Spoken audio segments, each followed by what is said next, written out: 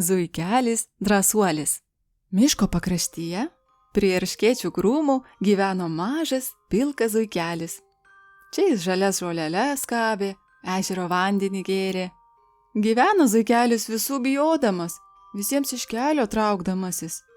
Labiausiai saugojosi miško plėšikų, lapės ir vilko. Vos išlenda iš erškėčių, žiūrėk, jau ir prisistato vilkas, akis išvertęs, dantis iškišęs. Baisu ir pažiūrėti?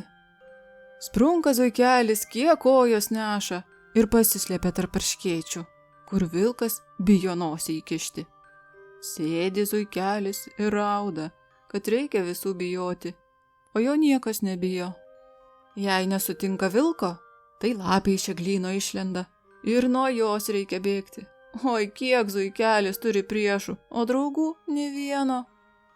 Nusibodo zuikeliui toks gyvenimas. Nieko daugiau neveikti, tik bėgioti ir slapstytis. Atsirėmė į beržą ir verkia. Tuo metu pro šalį ėjo ežiukas.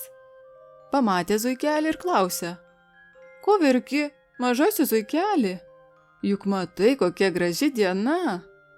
Einam geriau su manim pagrybauti. Žiūrėk, kokie baravykai dygsta šile. Kaip man neverkti, sako zuikelis. Niekas manęs nebijo, tik aš turiu visų bijoti.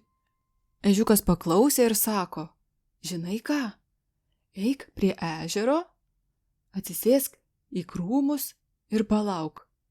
Kai pamatysi ką ateinant, šok iš krūmų ir žiūrėk, kas bus. Paklausė zuikelis. Nuėjo jis prie ežero ir įlindo į krūmus. Sėdi, bijodamas net pakrutėti, ir dairosi į šalis. Tuo metu prie vandens atėjo pulkelis avyčių. Kai jos priėjo arčiau, zuikelis, kad šoks iš krūmų, net dulkės parūko. Oi, kaip išsigando avys, leidosi bėgti kiek tik jėgų turėdamas. Pamatė zuikelis, kad ir jo bijo. Taip jam pasidarė linksma, kad pasileido juoktis ir negalėjo sustoti. Ir taip juokėsi, jog iš to juoko net lūpa plyšo pusiau.